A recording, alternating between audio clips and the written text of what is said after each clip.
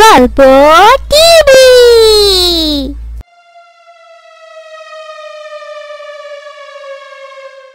চরকামার পাড়া গ্রামের মাঝখানে একটি প্রাচীন মসজিদ বহু বছর ধরে বন্ধ।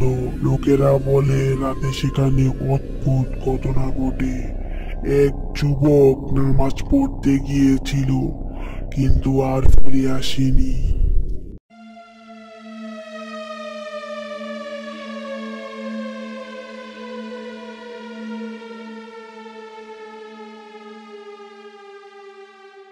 দাদা, ওই পুরনো মসজিদটা বন্ধ কেন? বেটা, ওইটা ফাঁকা রাখা ভালো। রাতে ওখানে যেও না।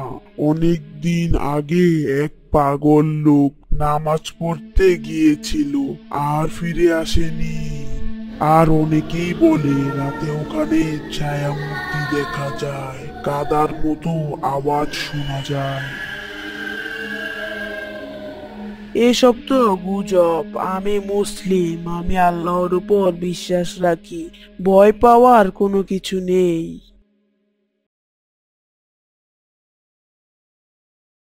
রাফি উঁচু করে কুরআন হাতে মসজিদের দিকে রওনা হলো।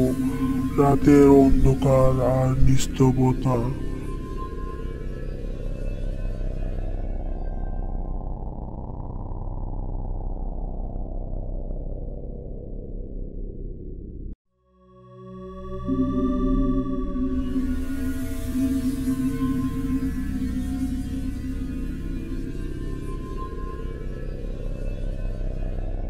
মসজিদের গেটে পৌঁছাতেই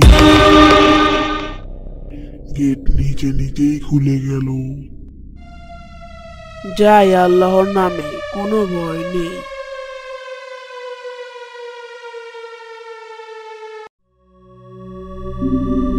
আমি আল্লাহর ঘরে আটকে আছি, আমায় মুক্ত করো। আউযু বিল্লাহি মিনাশ শাইতানির রাজিম। বিসমিল্লাহির রহমানির রহিম। আল্লাহু আকবার। আল্লাহ, ভয় পেলে চলবে না।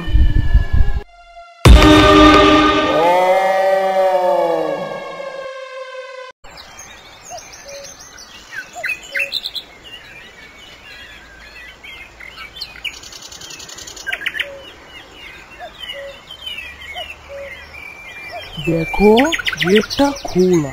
ভিতরে কে আছে? আমি এখানে ছিলাম। আল্লাহর নাম থাকলে ভয় নেই। তুই তো অনেক সাহসী ছেলে রে বেটা, আমাদের সবাইকে তুই শিক্ষা দিলি।